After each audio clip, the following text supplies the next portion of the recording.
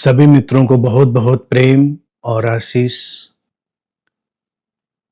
हम लोग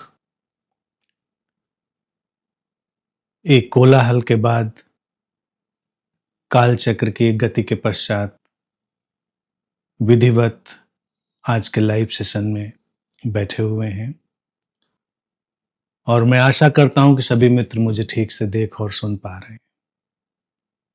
आज का सेशन हम फ्री फ्लोइंग रखेंगे। आज का सेशन भी कृष्ण जी के स्मरण में, उनके महापरिनिर्वाण के जो दिव्य घटना हुई है उसके साथ हम लेकर चलेंगे। आप अपने भाव, उद्गार, प्रश्न जो भी लिखना चाहेंगे लिखेंगे, उनको लेंगे।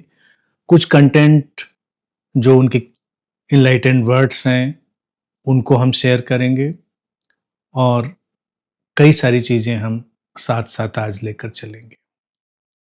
जीवन बहुत ही रहस्यमय है और जीवन अपने ही ढंग से बहता जाता है। जीवन का स्वभाव है बहते रहना, कहीं ठहरता नहीं। यहां पर मंजिलें आती हैं और फिर रास्ते बन जाते हैं। हम जिनके साथ होते हैं वो हमारे जीवन के हिस्से बनते हैं और जब वो हमारे साथ से अलग होते हैं तो हमारे हिस्से भी अलग होते हैं। हम भी उस मात्रा में समाप्त होते हैं और एक नई कथा लिखी जाती है, एक नई यात्रा, एक नया प्रारंभ लिखा जाता है। कृष्णा जी के जाने पर कई चीजें ऐसी हुई जो मित्रों के लिए बहुत ही अद्भुत हैं, क्योंकि प्रेम का जो विस्फोट और शांति का जो विस्फोट उन्होंने अपने भीतर अनुभव किया है वो अतुलनीय है, अपूर्व है और सबके दिलों में रोशनी की तरह उतरने वाला है। जीवन की लीला हम ठीक ठीक कभी कभी जानते नहीं। कृष्णा जी ने मुझे अंत में, जब हम लोग हिमालय की यात्रा पर गए, उसके पहले कुछ चीजें लिख कर दी थी। वो अपनी जो भी चीजें लिखती थी, जो भी इनलाइटेंड वर्ड्स लिखती थी, मुझे भेज दिया करती थी। कभी कुछ लिटिल बिट करेक्शन के लिए, कभी बस स्टोर करने के लिए। तो वो मेरे पास हमेशा रहते थे। मैंने पिछली बार भी बताया था, तकरीबन, मुझे अंदाजा नहीं है, ठीक से काउंटेड नहीं, 2-2,500 से ज़्यादा उनके वर्सेज, इनलाइटेंड वर्सेज स्टोर होंगे लैपटॉप में, कंप्यूटर में। तो आखिर उन्होंने मुझे 4-5 अपनी चीज़ें भेजी, जिसमें से जब मैंने लौट कर, जब ये सब घटनाक्रम हुआ और हम वापस आए और तब हमने उनको देखा, उस समय देखने का कोई अवसर और परिस्थिति भी नहीं थी। तो हैरान करने वाली बात थी कि कैसे जागृत लोग अपने बारे में सब बता रहे होते हैं, जाने अनजाने, अस्तित्वगत रूप से ये होता है। ये ऐसे नहीं होता कि कोई जानकर ही कर रहा है या कोई जानकर ही कह रहा है, अस्तित्वगत रूप से। और फिर लौटकर जब मैंने कंप्यूटर खोला और पीछे उनके कई वर्सेस में गया, उनकी रचनाओं में, तो उसमें से भी मुझे कुछ ऐसी मिली जैसे वो तो भविष्यवाणी ही कर रही थी, जैसे कि वो बता ही रही थी कि देखो यही होने वाला है, यही होने वाला है। तो पहले तो देखिए, एक मैं ये शेयर करता हूँ, ये उनके अंतिम 4-5 जो रचनाएं थी उन्होंने मुझे दी थी, उनमें से एक है ये इनलाइटेंड वर्ड्स। बेमानी सी दुनिया में खोज रहे हम मानी, बेमानी सी दुनिया में खोज रहे हम मानी, ज्यों आग के दरिया में खोज रहा हो कोई पानी। जीवन के दरिया में हम एक लहर से उठते हैं, एक लहर से गिर जाते हैं, ज्यों पानी से मिल जाता पानी। पावन प्रेम बिना ये जीवन, बस नादानी ही नादानी।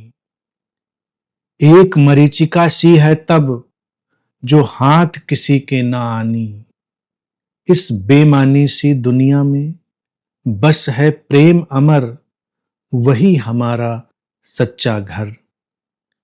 प्रेम के घर में बसता है लहर लहर होकर दरिया का सारा पानी। उस घर के कण कण पर रहती है प्रेम की अमिट निशानी। धीरे धीरे सब खो जाता है, धीरे धीरे सब खो जाता है, चाहे हो ज्ञान ध्यान ज्ञानी ध्यानी, बस शेष रहा करती है प्रेम की अमर कहानी। ये जब मैं इस शब्दों को पढ़ रहा था तो सुनते हुए भी आपको लगेगा ये तो एक विदा की भविष्यवाणी है, और जो उनकी अमर कहानी प्रेम की रह गई हम सब मित्रों के साथ, वही तो अमर है। ज्ञान ध्यान ज्ञानी ध्यानी आते हैं जाते हैं चले जाते हैं, कितने ज्ञानी आए और ऐसे गायब हो गए, कितने ध्यानी आए और ऐसे गायब हो गए, कोई बचता नहीं यहाँ पर। प्रेम ही शाश्वत है, प्रेम के बिना कुछ भी शाश्वत नहीं है। और अनंत पथ के हर मित्र से जिस तरह से बेशर्त प्रेम में वो डूबी, वही प्रेम की कहानी। वो कोई वैयक्तिक प्रेम कहानी नहीं है, वो निर्वैयक्तिक प्रेम कहानी। बुद्धों की प्रेम कहानियां वैयक्तिक नहीं होती हैं, बुद्धों की प्रेम कहानियां निर्वैयक्तिक होती हैं। अब सारे शब्दों को अगर एक बार देखें तो कितने ही अद्भुत और जागृत और जीवंत शब्द हैं। बेमानी सी दुनिया में खोज रहे हम, ये दुनिया जिसमें कोई अर्थ नजर नहीं आता, एक शोरगुल, एक आपाधापी, महत्वाकांक्षा, तरह तरह की इच्छाएं वासनाएं, चाहे वो संसार की इच्छाएं वासनाएं हो, अध्यात्म की हो। किसी को संसार में झंडा गाड़ना है, किसी को अध्यात्म में झंडा गाड़ना है, किसी को संसार के शिखर पर जाना है, किसी को अध्यात्म के शिखर पर जाना है, लेकिन सब दौड़ रहे हैं वो बेमानी सी दुनिया में मानी खोजने की तलाश है। तो उसमें वो कहती हैं कि ज्यों आग के दरिया में खोज रहा हो कोई पानी। कितनी कितनी अजीब सी स्थिति होती है, जहां आग ही आग हो वहां पानी तलाशने गए हैं। हमें क्या मिलेगा? हमें जलन मिलेगी। जीवन के दरिया में हम एक लहर से उठते हैं, एक लहर से गिर जाते हैं, ज्यों पानी से मिल जाता पानी। सबकी यही कहानी है, सबको ऐसे ही आना है जाना है, लहर की तरह उठना है और गिर जाना है। पानी से पानी मिल जाना है सबका, लेकिन एक बुद्ध की लहर जब गिरती है तो इतनी ऊंचाई से गिरती है, जैसे कृष्णा जी की लहर इतनी ऊंचाई से गिरी कि सागर के पानी में वो मिलती तो है, लेकिन सागर का पानी भी बहुत देर तक आंदोलित होता रहता है, सागर का पानी भी बहुत देर तक कंपित होता रहता है। सागर फिर वैसा सागर नहीं रह जाता। बुद्धों की लहरें जब सागर में गिरती हैं तो सागर भी पहले जैसा सागर नहीं रह जाता, वो भी कुछ बदल जाता है, उसको भी बदलना होता है। पावन प्रेम बिना ये जीवन बस नादानी ही नादानी। पावन प्रेम, प्रेम सूत्रों की सारी चीजों को जब संग्रहित करेंगे समझेंगे तो पावन प्रेम समझ में आएगा। और ये भी तो एक रहस्य ही रहा ना कि प्रेम सूत्रों की प्रवचन श्रृंखला जो चल रही थी, उसी बीच उन्होंने एग्जिट किया, उसी बीच उन्होंने जाना चुना। तो प्रेम के पृष्ठों पर हमेशा के लिए अंकित हो जाए उनकी छवि, यही अस्तित्व की इच्छा होगी। तो यही उन्होंने लिखा है कि पावन प्रेम बिना ये जीवन बस नादानी ही नादानी। उसमें कुछ रखा नहीं है। एक मरीचिका सी है तब जो हाथ किसी के ना आनी। अगर हम वो पावन बेशर्त प्रेम जो किसी भी रूप आकार से परे चला जाता है, उस प्रेम तक हम नहीं पहुंचे तो हम एक मरीचिका के पीछे भागेंगे जो किसी के हाथ नहीं आएगी। प्रेम तो हाथ में आ जाता है, मरीचिका किसी के हाथ नहीं आती। लगता है आई आई लेकिन फिर नहीं आती। इस बेमानी सी दुनिया में बस है प्रेम अमर। ये जो अर्थहीन सा संसार है, इसमें प्रेम का सच्चा स्वरूप ही अमर है, इटर्नल है, शाश्वत है। वही हमारा सच्चा घर। हम उसी ओर लौटना चाहते हैं। यही घर वापसी है। उसी सच्चे घर में हर कोई जाना चाहता है। प्रेम के घर में बसता है लहर लहर होकर दरिया का सारा पानी। ये और मिस्टिकल और जादुई चीज है कि जब हम प्रेम से आपूरित होते हैं तो प्रेम लहरों में टूटता है। वो दरिया लहरों में टूटता है। लहरें अर्थात वैयक्तिकताएं, निर्वैयक्तिकताएं वैयक्तिकताओं में टूटती हैं। इम्पर्सनलाइजेशन पर्सनलाइजेशन में टूटता है और पर्सनलाइज होकर प्रेम के घर में, प्रेम के पथ पर वो बसता है। उस घर के कण कण पर रहती है प्रेम की अमिट निशानी। तो वो जो घर होता है, हमारे बीइंग, हमारा सेंटर, हमारा होना, उस सेंटर के एक एक, उस हमारे होने के एक एक कण में प्रेम की वो अमिट निशानी होती है। धीरे धीरे सब खो जाता है। चाहे हो ज्ञान ध्यान, ज्ञानी ध्यानी, बस शेष रहा करती है प्रेम की अमर कहानी। ये कहने के लिए बहुत बड़ा कलेजा चाहिए। ये कहने के लिए बहुत बड़ी हिम्मत चाहिए। कोई बुद्ध ही ये बात कह सकता है, क्योंकि ज्ञान भी लोग बचा लेना चाहते हैं, ध्यान भी बचा लेना चाहते हैं। कई परंपराएं तो इसी में खत्म हो जाती हैं कि ज्ञानी हो जाओगे तो बच जाओगे, बहुत बड़े ध्यानी हो जाओगे तो बच जाओगे। काल के भाल पर एक बूंद से हम टिके हैं और कब फिसल जाते हैं किसी को पता नहीं चलता। ज्ञानी ध्यानी सब रखा रह जाता है। बस शेष रहा करती है प्रेम की अमर कहानी। प्रेम अगर बेशर्त होकर हमारे भीतर बस चुका होता है तो प्रेम ही जिंदा रहता है। वो प्रेम ही हमको हमेशा स्पर्श करता है, हमको मिलता है। आज अगर हम हजारों साल बाद बुद्ध को याद कर पाते हैं तो उनका प्रेम है, उनका ज्ञान नहीं, ध्यान नहीं, उनकी करुणा। उनकी जो करुणा है, जो प्रेम का शुद्धतम रूप है, उस कारण ही वो बचे हुए हैं, अन्यथा कब के खो गए होते। कितने ज्ञानी आए होंगे, कितने लोगों ने कितने अभियान चलाए होंगे, क्या क्या नहीं किया होगा, कितने लोग जीवन के एवरेस्ट पर झंडे गाड़ने निकले होंगे, सब खो गए। बुद्धों को हम जानते हैं, पहचानते हैं, क्योंकि उनका होना प्रेम की अमर कहानी है। तो बुद्धों से जब मिलो तो प्रेम के काया में रूप की तरह मिलो, प्रेम के शुद्धतम रूप की तरह मिलो। ऐसे मत सोचो कि वो कोई ज्ञान ध्यान बांटने आए। ज्ञान ध्यान तो बाई प्रोडक्ट है। प्रेम का जगत जब लहराता है तो उससे ज्ञान ध्यान तो झरता ही है। वो ना झरे तो प्रेम अधूरा है, फिर वो प्रेम प्रेम नहीं रहा। प्रेम परिपक्व होता है तो उस परिपक्व हो गए प्रेम से ध्यान की खुशबू निकल पड़ती है। वो फूल खिला तो ज्ञान के रस स्रोत खुल पड़ते हैं। लेकिन प्राथमिक है प्रेम। प्रेम शांति प्रसन्नता समस्वरता जब मैं कहता हूं तो उसमें प्रेम का ही महाद्वार है। उससे ही प्रवेश होते हैं तो सब हमारे पीछे पीछे चले आते हैं, सारी चीजें हमारे साथ चली आती हैं। और एक कृष्णा जी की रचना मुझे मिली उनके पुरानी रचनाओं में, और ये तकरीबन 8-10 साल पहले उन्होंने लिखी होगी, और ये पढ़कर मैं हैरान रह गया। उन्होंने तो जैसे आज की भविष्यवाणी उसको कह दी, उसको भी शेयर करते हैं, फिर आपकी और बातों में हम आएंगे। पुरानी रचना है, उन्हें सर्च किया भी तो हमें मेरे सामने अचानक आई।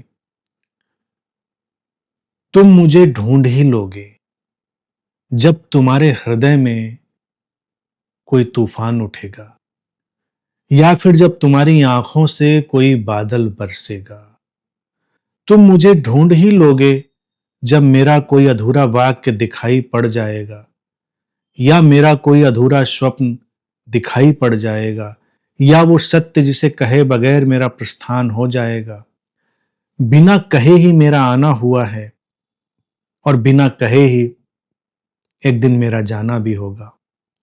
मेरे लोगों, मुझे एक दिन अचानक जाना ही होगा, बुझना ही होगा अपने पथ में, प्रत्येक पथ पर जलने के लिए, समस्त अंधेरे को आलोकित करने के लिए। ये पढ़ा मैंने जब, तो काफी देर तक मैं मौन इन शब्दों को निहारता रह गया कि सारी बात तो उन्होंने कब की लिखकर दे दी थी मुझको, और यही तो हुआ जो वो कहती हैं कि बिना कहे मेरा आना हुआ है और बिना कहे ही एक दिन मेरा जाना होगा। तो बिना कहे ही वो अचानक गईं, कुछ नहीं कहा, और जब आई थी वो तो भी कुछ नहीं कहा था। तो ये बड़ा जादुई होता है, रहस्यमयी होता है। और जो सारे शब्द हैं वो देखो तो कितने खूबसूरत, तुम मुझे ढूंढ ही लोगे जब तुम्हारे हृदय में कोई तूफान उठेगा। तूफान होता है प्यास का, तड़प का, खोज का, जीवन में अर्थ की तलाश का। वो तूफान जब भी किसी साधक में उठेगा, वो उस मात्र शक्ति को खोज लेगा। या फिर जब तुम्हारी आंखों से कोई बादल बरसेगा, जब विषाद गहरा होगा, जिस विषाद पर कोई बुद्ध घर छोड़ देता है, वो विषाद जब किसी के आंखों से झरने लगेगा, तुम मुझे ढूंढ ही लोगे, तुम उन्हें ढूंढ लोगे। जब मेरा कोई अधूरा वाक्य दिखाई पड़ जाएगा, इतना लिखा उन्होंने, तमाम अधूरे वाक्य दिखेंगे, लगेगा शायद कुछ और कहा जा सकता था। या मेरा कोई अधूरा स्वप्न दिखाई पड़ जाएगा, वो स्वप्न जिसको उन्होंने अनंत में सींचा और अब सबके हाथों में है। वो अधूरा स्वप्न तो सबके हाथों में ही है, जिसको लेकर सारे मित्र चल रहे हैं और बड़े ही उत्साह में हैं। या वो सत्य जिसे कहे बगैर मेरा प्रस्थान हो जाएगा। कौन कह सका है सारे सत्य? हमेशा कुछ न कुछ तो बिना कहे ही चला जाता है। कोई भी पूरे सत्य तो कहकर संसार से गया नहीं। तो वो दिखाई ही देंगे, लगेगा ये भी कहा जा सकता था, ये भी हो सकता था, ये भी हो सकता था, ऐसे भी चीजें हो सकती थी। या वो सत्य जिसे कहे बगैर मेरा प्रस्थान हो जाएगा। बिना कहे ही मेरा आना हुआ है और बिना कहे ही एक दिन मेरा जाना होगा। यही ठीक, ये 4 लाइनें, ऐसा ही उनका प्रस्थान। पूर्ण जीवंत रूप से जीना, पूर्ण जीवंत रूप से विदा होना। और यकीन मानो, ये कोई इसलिए नहीं कि वो मेरे साथ थी तो मैं ये बात कह रहा हूं। मैंने पूरे जीवन में इतना जीवंत शरीर मन कोई नहीं देखा। चेतना तो उनकी परम जीवन थी, लेकिन इतना जीवंत शरीर मन मैंने कभी नहीं देखा।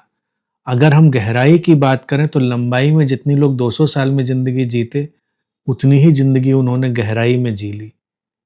लोग तो खींचते हैं, घसीटते हैं, रोते हैं, झींकते हैं, परेशान होते हैं, उलझते हैं, उलझाते हैं, शिकायतों के पुलिंदे रखते हैं।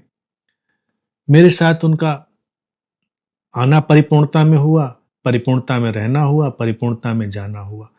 तो जितना भी वक्त उनके जीवन में था, मैं देखता हूँ वो गहराई में 150-200 साल से कम नहीं उसके गणितीय आकलन होगा। और बिना कहे ही एक दिन उसी जीवंतता के साथ उनका जाना हो गया।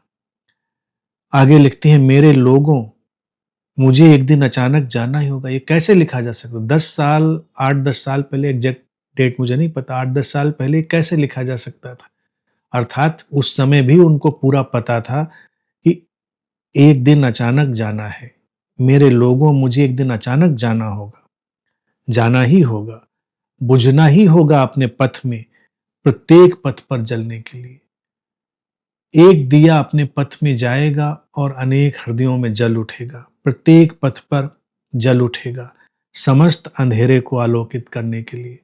और क्या ये संयोग है या लीला है या रहस्य है कि ये सेशन दिवाली के पहले हो रहा है? क्या ये रहस्य है, लीला है या संयोग है कि दिवाली के पहले ही हम ये उनकी रचना पढ़ रहे हैं? कि अभी दिए से दिए जलने वाले हैं, दिवाली मनने वाली है।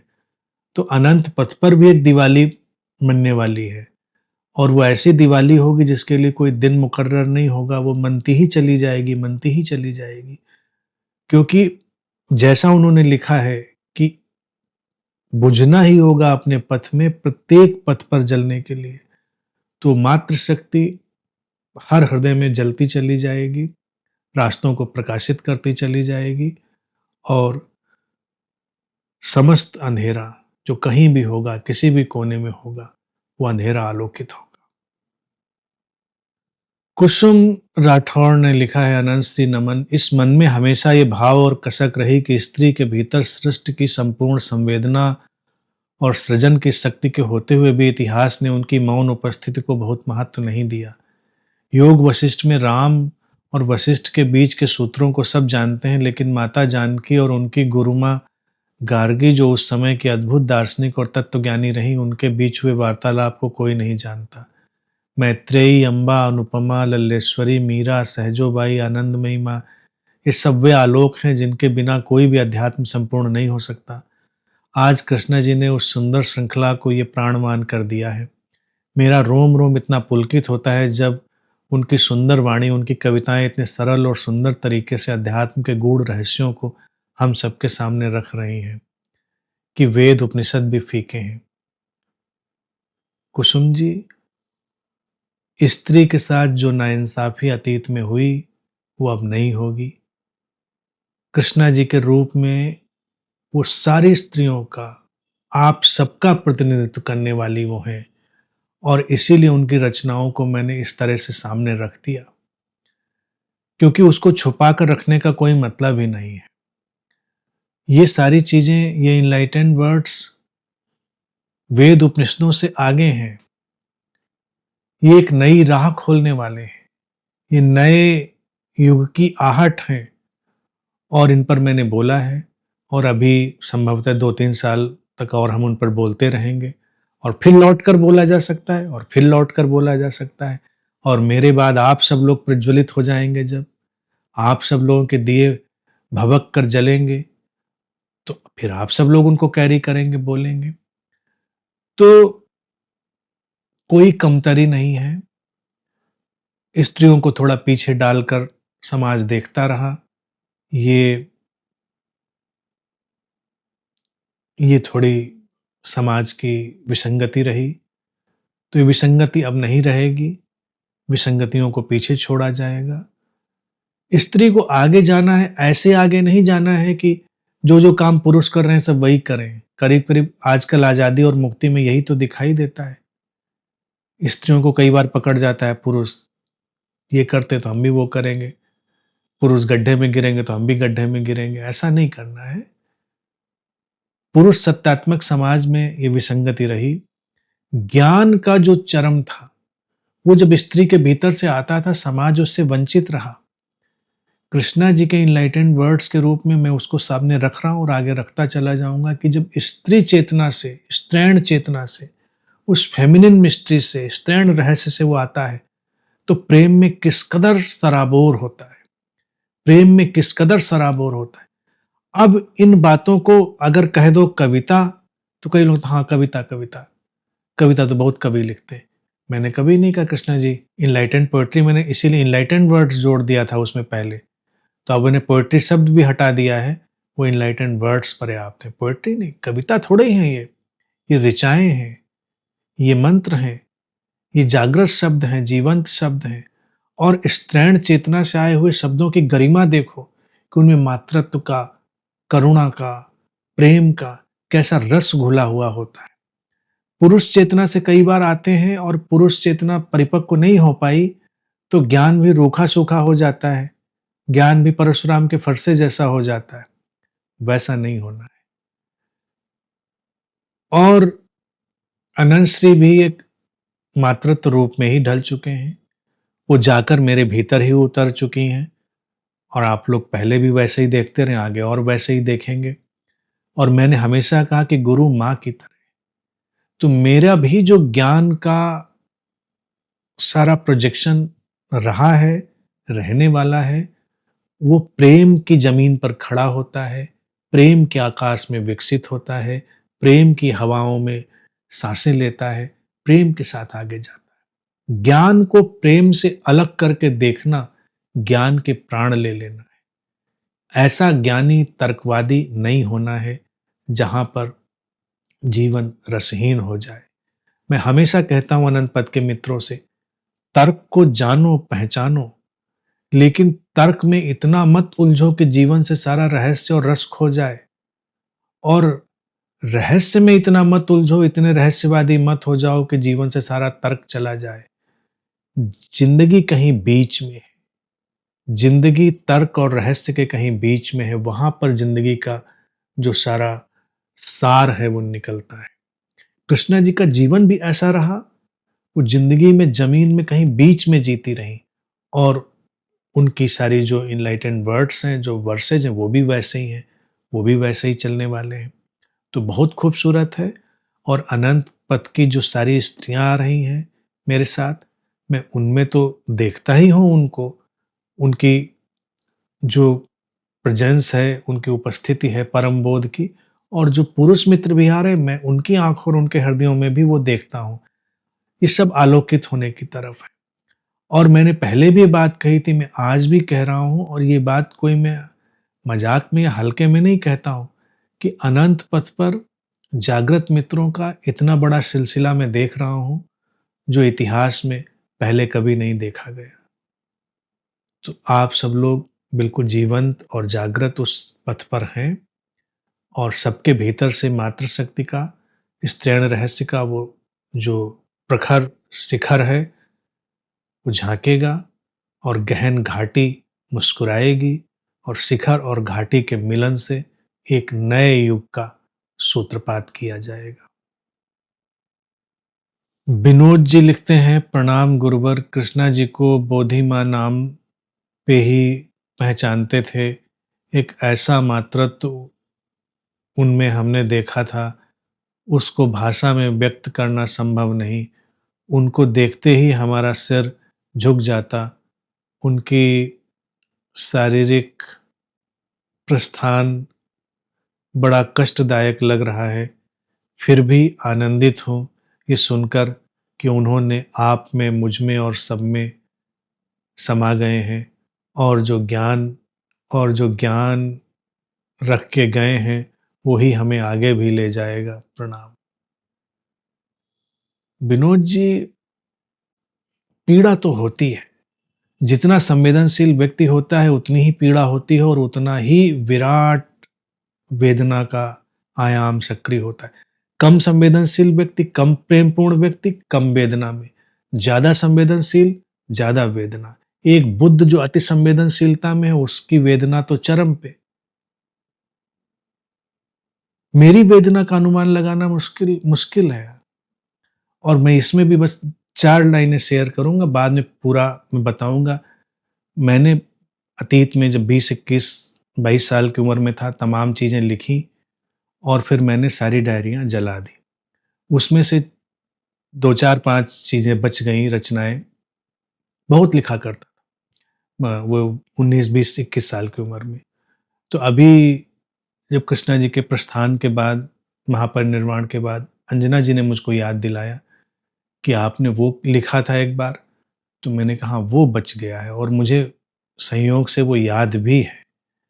और मुझे नहीं पता था कि जो 20-21 साल का सेल्फ मेरा ये लिखने वाला है, वो मेरे आज के सेल्फ की भविष्यवाणी कर रहा है। उसमें मैंने क्या लिखा था? वेदना का मंदिर जब कहीं बनेगा, उसमें मेरी मूर्ति रखी जाएगी। वेदना का मंदिर जब कहीं बनेगा, उसमें मेरी मूर्ति रखी जाएगी। जब जब प्रेम की बात चलेगी, मेरी आत्मकथा पढ़ी जाएगी, और दर्द के अनगढ़ पत्थर से मेरी मूर्ति गढ़ी जाएगी। तो बहुत और भी वर्ड्स हैं, वो शिविर में जब लोग आएंगे आर्ट ऑफ डाइंग में, तब उनको पूरा सुनाएंगे, या बाद में फिर कभी सुनाएंगे। अभी 4 लाइनों से काम चलाइए। तो मुझे नहीं पता था वेदना का मंदिर सचमुच में बन जाएगा। मैं तो भूल भी चुका था इसको लिखने के बाद, और मुझे नहीं पता था वेदना के मंदिर में ही ये मूर्ति रखी जाएगी जिससे वेद निकलेगा। तो जितनी गहरी वेदना होती, उतना गहरा वेद निकलता है। वेद कुनकुने कुनकुने ढंग से नहीं निकलता। जिन हृदयों ने वेदना का शिखर नहीं छुआ, उनका सारा ज्ञान ध्यान सब थोथा है, खाली है, खोखला है, बेकार है। तो वेदना तो छुई जाती है। आपके हृदय में भी वही वेदना है, इधर भी वही है, सब वही। लेकिन कोई बात नहीं, वेदना है तो है। शिव भी हलाहल पीते हैं, फिर अमृत बाँटते हैं। तो जीवन में अगर अमृत चाहिए, तो किसी न किसी को तो शिव होना पड़ता है, किसी न किसी को हलाहल कंठ में रोकना पड़ता है, तभी तो संसार में अमृत आता है। तो बुद्धों को ये काम अस्तित्व दे देता है कि वेदना के शिखर को सँभालें, हलाहल को अपने कंठ में सँभालें। ये बुद्धों को काम पकड़ा दिया जाता है अस्तित्व की तरफ से। संदीप शर्मा लिखते हैं, गुरुजी क्या ऐसा हो सकता है कि यंगर सेल्फ अपने ही ओल्डर सेल्फ के लिए पहले से कुछ लिख दे? क्या ये सभी के साथ हो सकता है? बोधि माँ के एनलाइटेंड वर्ड्स तो यही बताते हैं और अनंत श्री के एनलाइटेंड वर्ड्स भी यही बताते हैं। मुझे लगता है जो भी चेतनाएं जागृत हैं, बोध में युक्त हैं, मुक्त हैं, उनके साथ ऐसा संभव है। और थोड़ा बहुत कमोबेश सभी के साथ भी हो सकता है, क्योंकि सब उसी स्रोत से जुड़े हैं, कोई उस स्रोत से अभिन्न तो है नहीं, टूटा हुआ तो है नहीं। तो हो सकता है, लेकिन लोग जागरूक नहीं होते, देख नहीं पाते।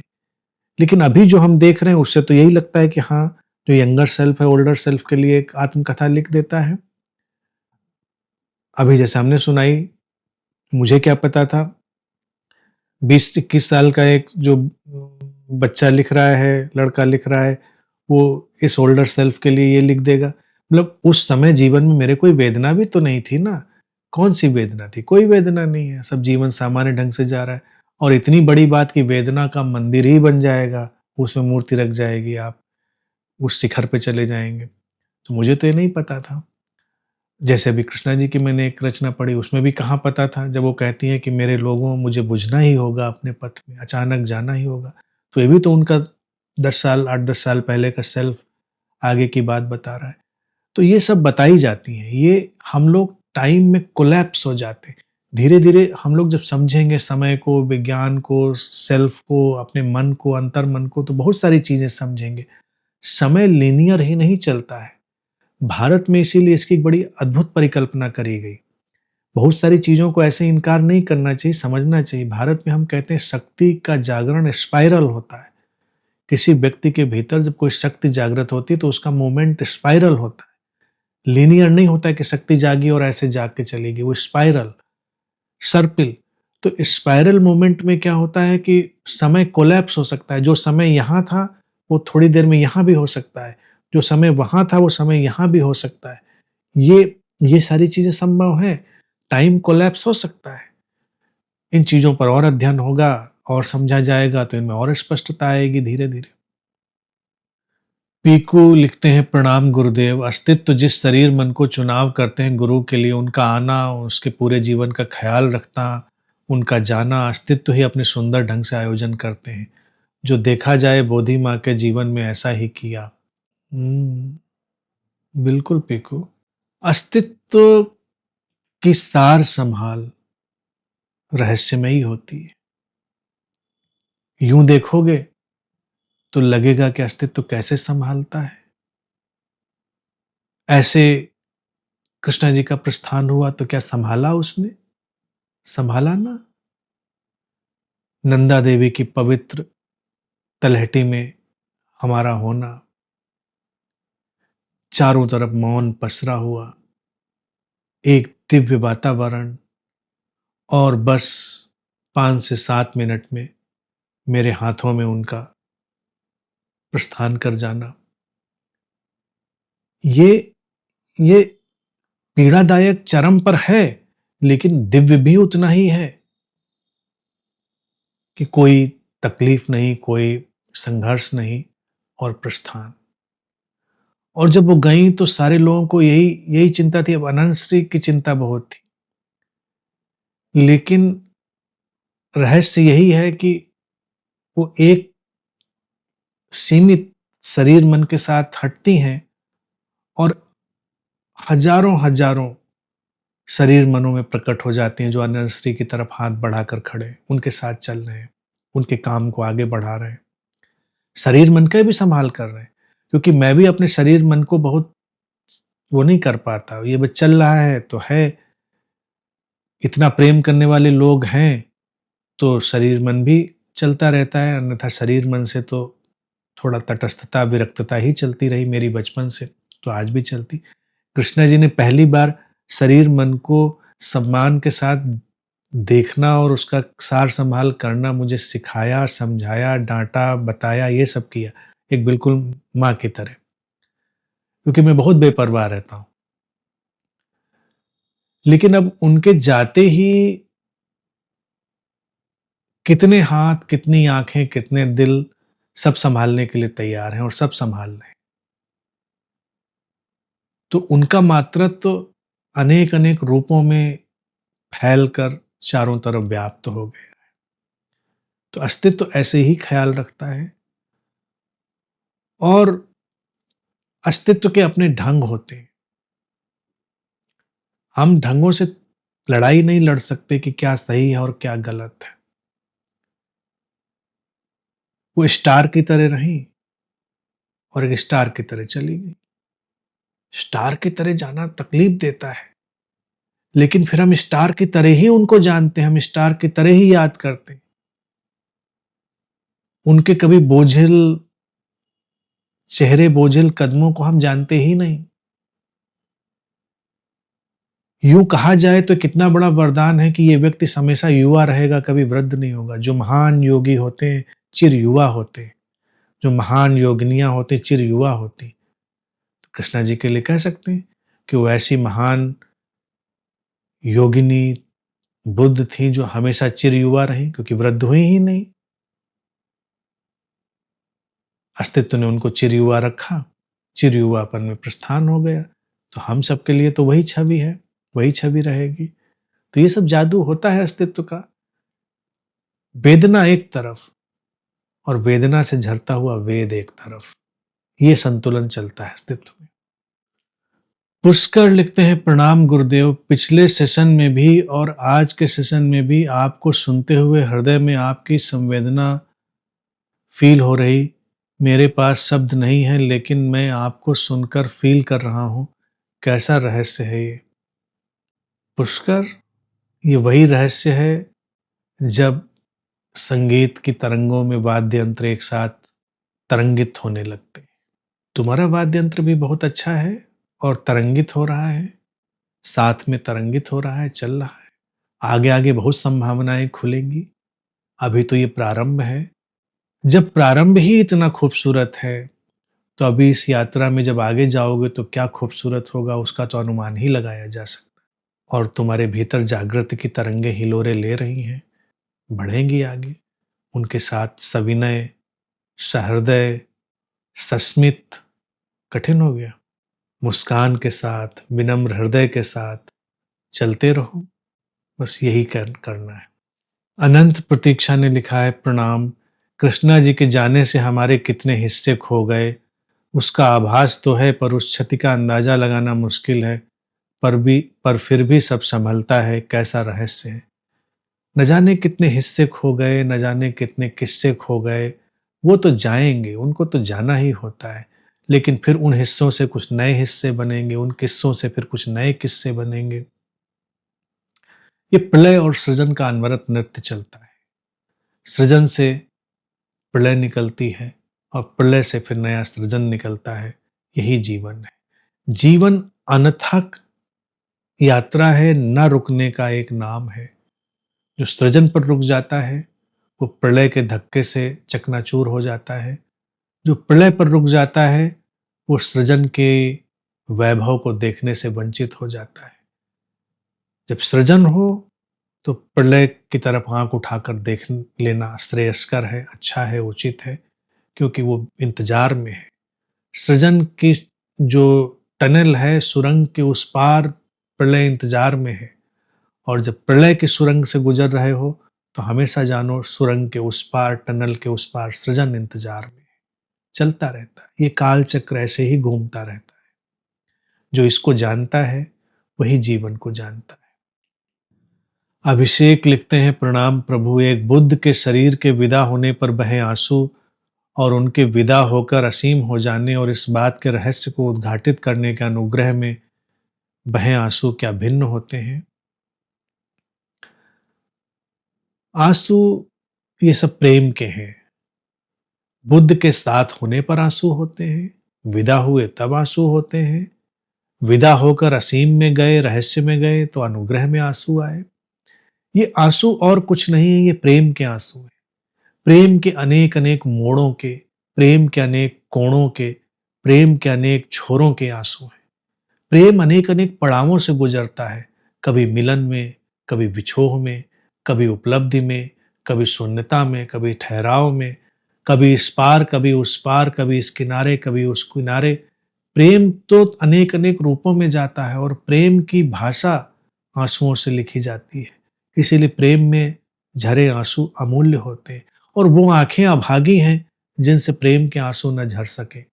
वो आंखें दिव्य हैं जिनसे प्रेम के आंसू झरते हैं। वो आंखों को निर्मल बना जाती हैं। वो आंखें चैतन्य के वातायन की तरह, चैतन्य की खिड़की की तरह खुल जाती हैं, निर्मल हो जाती हैं, पूरे जीवन को निर्मल बना जाती हैं। तो आंसुओं का सम्मान करो, आंसुओं के साथ हमेशा एक प्रार्थनापूर्ण दशा में रहो। आंसू किसी भी मुकाम पर आते हैं। आंसू वो भाषा है जहाँ पर शब्द फीके, छोटे, बौने पड़ गए होते हैं। शब्द जब कुछ कह ही नहीं सकते हैं, तो आंखें फिर बोलती हैं आंसुओं की भाषा में। तो ये तो होता है। नवनीत ने लिखा है, जब जब अस्तित्व लीला में होता है तब तब ऐसे बुद्धों का आगमन होता है जिन्होंने जीवन को गहरे में जीकर जीवन का संदेश दे जाते हैं। प्रेम, शांति, प्रसन्नता और समस्वरता का पुष्प बिखेर जाती हैं।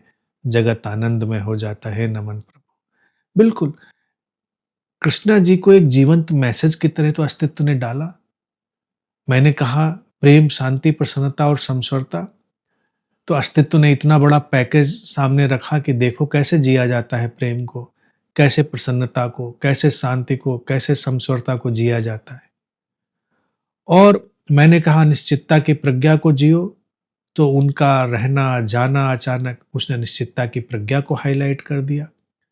प्रसन्नता को सीखना हो तो उनको याद करते रहना, क्योंकि वो कभी मुस्कुराई नहीं। हमने उनको कभी मुस्कुराते नहीं देखा, उनको खिलखिलाते देखा।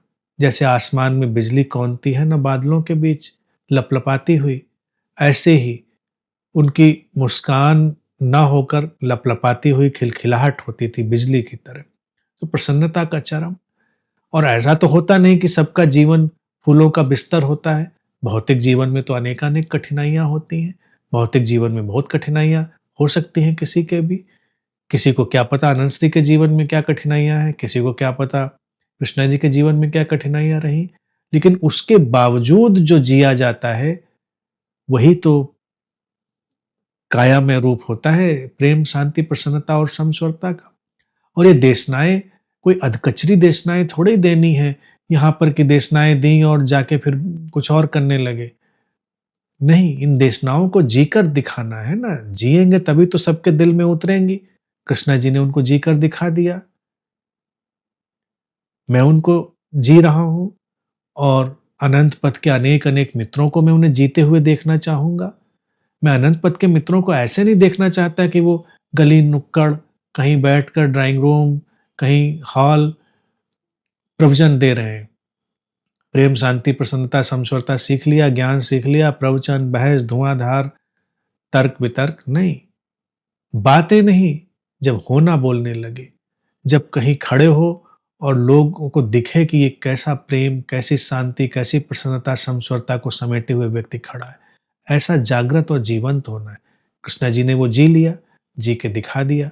अब बारी है अनंत पथ के सब मित्रों की, वो जिएंगे और वो दिखाएंगे। यही तो सिलसिला चलना है।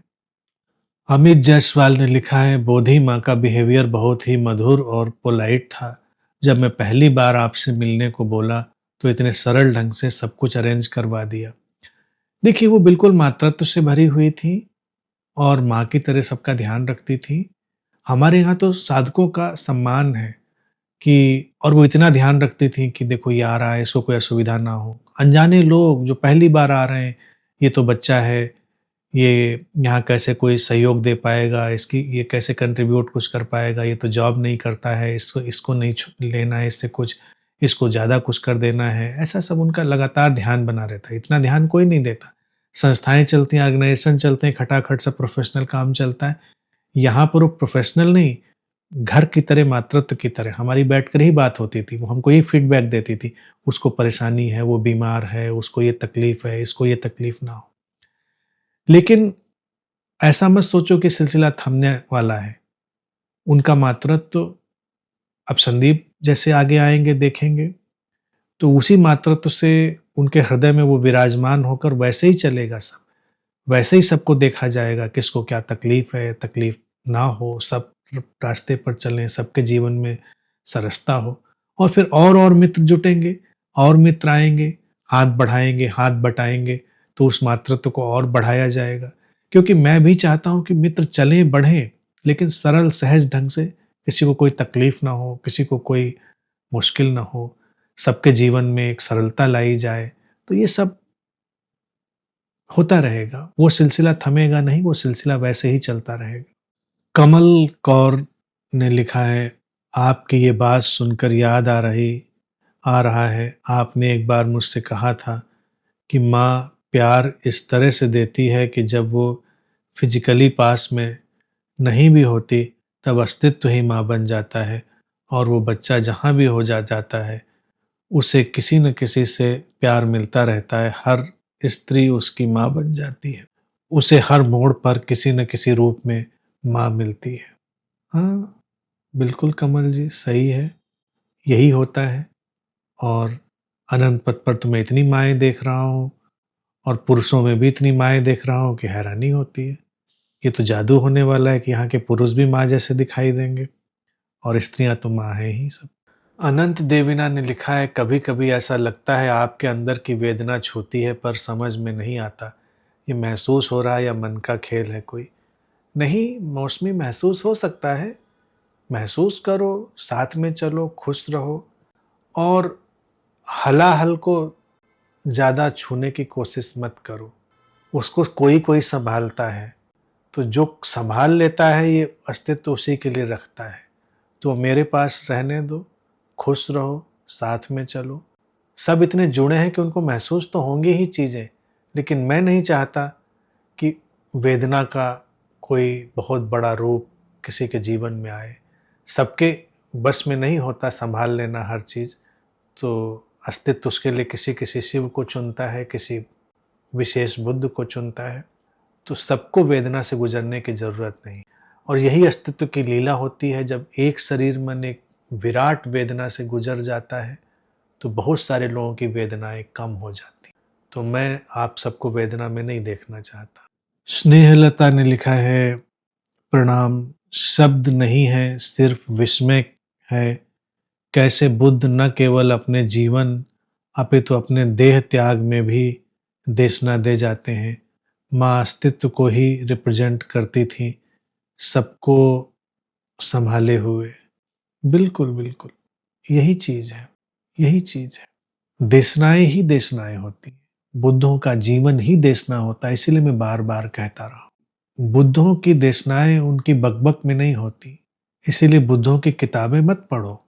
पढ़ो हालाँकि, अभी किताबें हमारी भी आएँगी तो पढ़नी पड़ेंगी ना, इतनी मेहनत से छपेंगी तो पढ़ लेना उनको, लेकिन उनको किताबों में मत ढूँढना, बुद्धों को उनके जीवन में ढूँढना। जब वो शरीर में हो तो संग-साथ कर लेना, बैठ लेना, डोल लेना उनके साथ रह लेना, साँसें ले लेना उस हवा में, और उनके जीवन को देखना। उनके जीवन में ही सारी देशना होती, उनके रहने में, होने में, आने में, जाने में, हर बात में देशना। बुद्ध अस्तित्व बनाता ही उसको है जिसके होने में देशना होती। बाकी तो वो अलग टाइप के प्रोडक्ट होते हैं कि जब वो स्टेज पर बोलते हैं तब पता चलता है, अच्छा इनके पास कोई देशना है। ओह! ज्ञान बताते हैं ये, टीचिंग देते हैं। वो अस्तित्व के अलग आइटम होते हैं। लेकिन बुद्धों के साथ होगे तो उनको देखोगे नख सिख तक, उनके उठने, बैठने, चलने, फिरने, सोने, जगने से लेकर जीवन के उतार-चढ़ावों से लेकर हर बात में देशना दिखाई देगी। वही वास्तविक देशना है, और वही काल के पार टिकी रहती है, वही काल के पार बची रहती है। पीकू लिखते हैं, गुरुजी, मातृत्व शक्ति जब प्रचंड रूप में सक्रिय होती है, कोई भी घटना, कोई भी परिस्थिति सामने हो, वह उनके ऊपर ही रहती है। बोधि माँ के सामने एक ऐसी घटना घटी, जो सुनते हुए बाकी मित्र के दिल में ठेस पहुंची और रोने लग गए, मगर बोधि माँ इस सब में हंसने और खिलखिलाने लग गई। मातृशक्ति का उत्सव मनाओ, खुश रहो। अनंत में मैंने कहा, उन्होंने देखिए उनको प्रोग्राम बनाने का बड़ा वो था। अनंत में अब ये प्रोग्राम इस डेट से इस डेट को होगा, इस डेट से इस डेट को होगा, और अपने महाप्रस्थान से पहले उन्होंने फरवरी तक के प्रोग्राम्स की लिस्ट बनाई, और उन्होंने जाने का ऐसा अपना समय चुना कि वो भी एक प्रोग्राम की डेट बन गई। 2 अक्टूबर उनका जन्मदिन, 5 अक्टूबर उनका महापरिनिर्वाण। तो मैंने अनंत पथ के सभी मित्रों के लिए घोषणा कर ही दी कि 2, 3, 4, 5 अक्टूबर हर साल अनंत में मात्र महापरिनिर्वाण महोत्सव के रूप में हम लोग सेलिब्रेट करेंगे। क्या फॉर्मेट रहेगा वो बनता रहेगा, फॉर्मेट अस्तित्व बनाएगा, लेकिन इन 4 दिनों में सब मित्र इकट्ठे होंगे, साथ में रहेंगे, सब प्रेम, ध्यान, सृजन सब वहाँ पर होगा। तो ये आने वाले समय के लिए एक हमेशा के लिए अनंत में एक घटना रहा करेगी 2 अक्टूबर से 5 अक्टूबर। मनीषा मत्ता ने लिखा है, अनंत श्री जी, कृष्णा जी के महापरिनिर्वाण पर इतने एहसास से गुजर रही हूँ, लेकिन अभिव्यक्ति नहीं कर पा रही। लेकिन असरण जैसे अनंत पद का हर मित्र, आशा है अनंत जैसे अनंत पद का हर मित्र मेरे ही एहसास को व्यक्त कर रहा है। हाँ बिल्कुल, आपके ही एहसास को व्यक्त कर रहा है। अब इस मुकाम पर कृष्णा जी के और इनलाइटेंड वर्ड्स मैंने निकाले थे, उनको देखो। मौत पर उनके जो मृत्यु पर वर्सेस थे वो सुनो। ऐसे कोई नहीं लिखता है। ये इनलाइटेंड वर्ड्स रेयर। स्त्री की प्रज्ञा, स्त्रैण शक्ति की प्रज्ञा किस ऊंचाई पर होती है उसको देखो। मौत अजीब है, हमेशा अनजाने वक्त में अनजाने किनारों से दस्तक देती है। ये इनलाइटेंड वर्ड सुनिए कृष्णा जी के, अद्भुत, अनूठे। इनको कहने के लिए बहुत साहस, बहुत अनुभव, बहुत ही प्रखर प्रज्ञा चाहिए। मौत अजीब है, हमेशा अनजाने वक्त में अनजाने किनारों से दस्तक देती है। वैसे तो मौत सबसे बड़ा झूठ है, क्योंकि जो हम सचमुच में हैं वो तो कभी मरता ही नहीं। लेकिन इसकी चाल कुछ ऐसी है कि ये उन्हें भी हिला कर रख देती है जो इस सच को जानते हैं। देह की रहस्यमयी गलियां, घर और आंगन, सन्नाटे और अनंत से गूंजते न जाने कितने शब्द, और भी जाने क्या क्या, अपने न रहने पर एक ऐसी कसक छोड़ जाता है कि मौत का रहस्य जानने वाले भी, देर तक धुएं में लिपटे रहस्य को खामोश होकर बस ताकते रह जाते हैं। और खाली आंखों के साथ खाली हाथ, खाली मन और खाली घर बस कपकपाते रह जाते हैं। इन शब्दों पर बोलना ही संभव नहीं है, इतने अद्भुत शब्द है। जो लिखा है ना कि मौत का रहस्य जानने वाले भी देर तक धुएं में लिपटे रहस्य को खामोश होकर बस ताकते रह जाते हैं। तो इन दिनों मैं भी बस खामोश ताकता ही रह गया हूँ, इस रहस्य को देखता रह गया हूँ, देख ही रहा हूँ, और उस रहस्य को अनेक अनेक रूपों में घुलते ढलते देख रहा हूँ। जैसे कोई नदी खोए और बादल बन जाए, फिर बादलों से बरस कर फिर वो समंदर में नहीं जाए, वो लोगों को भिगोए, उनके हृदयों को भिगोए। नदी की सीधी राह तो यही होती है कि वो बहे और समंदर में चली जाए। नदी की प्रेम भरी राह होती है कि वो खत्म हो, उड़ जाए, वाष्पीभूत बन जाए, इवेपरेट हो जाए, बादल बन जाए और बरसे, बूंद बूंद होकर बरसे, हर प्यासी दर की धरती पर बरसे। तो कृष्णा जी की नदी भी हमने देखी ऐसे ही, किसी सागर में नहीं। सागर तो वो खुद ही है, सागर में क्यों जाए? कुछ नदियां सागर ही होती हैं। सागर करा करे इंतजार अपना, सागर भी तो इंतजार करता है ना, करा करे इंतजार। सागर की फिक्र कौन करता है, समंदर की फिक्र कौन करता है? कुछ नदियां ऐसी होती हैं, वो खो जाती हैं, बादल बन जाती हैं, फिर वहां से बूंद बूंद होकर बरसती हैं, हर प्यासी दर की धरती पर, हर उस मन पर जिसको उस बूंद की जरूरत होती है।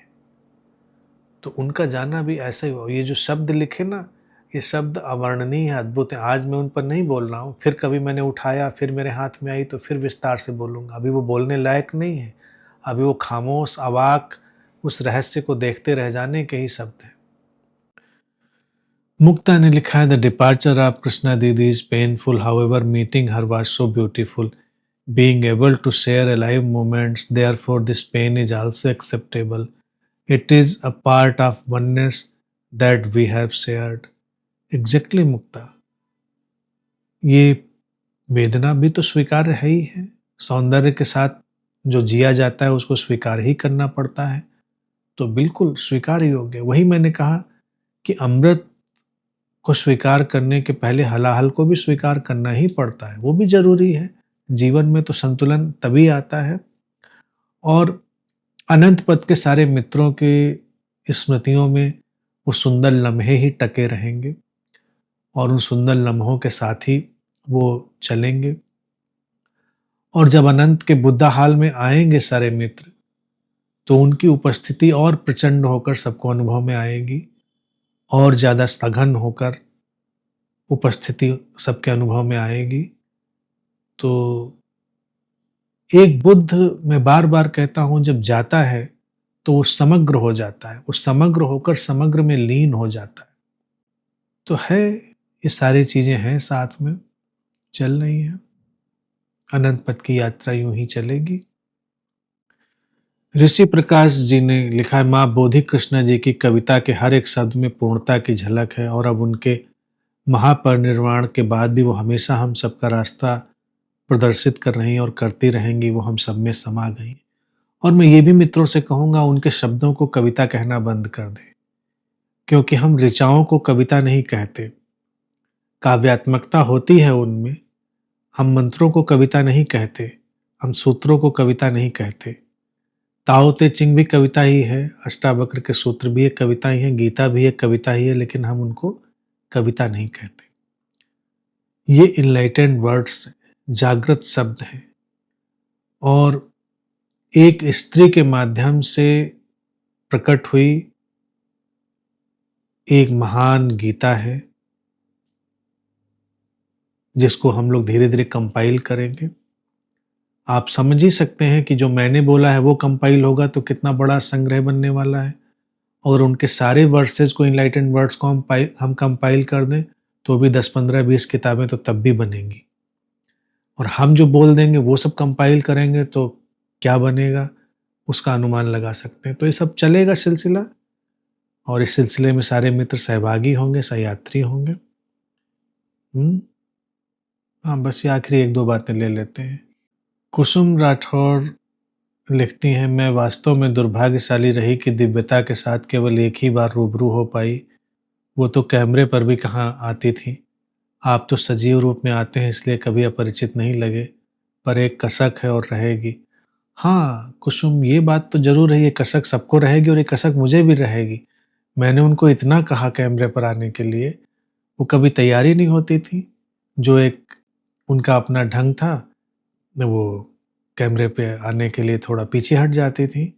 तो मैंने कई बार चाहा कि एक बड़ी एक्सटेंसिव रिकॉर्डिंग वो कर दें, लेकिन उन्होंने कभी नहीं करी। खैर कोई नहीं, कसक रहनी चाहिए थोड़े जीवन में, वो कसक ही राह देती है, उस कसक से ही राह निकलती है, और वो तो हम सब में घुल मिल कर ही अब दिखाई देंगी ना। ठीक है। अनंत प्रतीक्षा ने लिखा है, Khalil Gibran says, for what is it to die but to stand naked in the wind and melt into the sun. Exactly. कमल कौर लिखती हैं, ऐसा लगता है कृष्णा माँ ने मुझे अंदर से खोल दिया है। मैं कभी भी व्हाट्सएप कम्युनिटी ग्रुप में अपनी फीलिंग्स एंड थॉट्स शेयर नहीं करती थी, एक दीवार सी बनाए रखती थी। शायद शुरू से यही कंडीशनिंग थी कि अनजान लोगों के सामने दिल की बात नहीं करते, लेकिन उनके जाने के बाद ये दीवार पूरी तरह से गिर चुकी है। बोधि माँ सब अपने जैसे ही लगने लगे हैं, एक ही माँ के बच्चे उसकी याद करते। और रवि तोमर कहते हैं कि माँ का जीवन प्रेम का गीत है और उनकी रचनाएं गीता ही हैं, प्यारी माँ को प्रणाम। एग्जैक्टली, ये अंतिम बात है आज के सेशन की।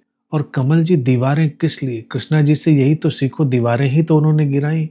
कौन अपना कौन पराया, सबको तो उन्होंने अपनाया। यही तो मातृत्व होता है। अनजाने अजनबी लोग सबको दिल से लगा लिया। ऐसे ही तो होना चाहिए। अनंत पथ के मित्रों के बीच कोई दीवारें नहीं रहनी चाहिए। सब दीवारें गिराओ, दिलों के साथ नजदीक आओ। दिलों की दूरियां मिटानी है, सब अपने हैं। और ये अपने कौन और पराये कौन, इस पर हम विस्तार से कभी बात करेंगे। ये सीखना है और उनके व्यक्तित्व से यही सीखो कि दीवारें कैसे गिराई जाती हैं, कैसे लोगों के भीतर जमी बर्फ को पिघलने दिया जाता है प्रेम के उत्ताप से, कैसे लोगों को नजदीक लाया जाता है, कैसे लोगों को संभाला सहेजा जाता है, संवारा जाता है। ये सब तो सीखो। कोई दीवार नहीं, खुलकर रखो, अपने दिल के साथ चलो, दिल के साथ जियो, भरपूर जियो। उन्होंने यही तो दिखाया, भरपूर जियो, भावनाओं के बांध खोल दो। बाढ़ आ जाए तो उसकी चिंता मत करो। बाढ़ में जो सामने आएगा चिंता वो करेगा, आपको चिंता काहे को करनी। तो let there be flood of love without any wall, without any डिविसिवनेस।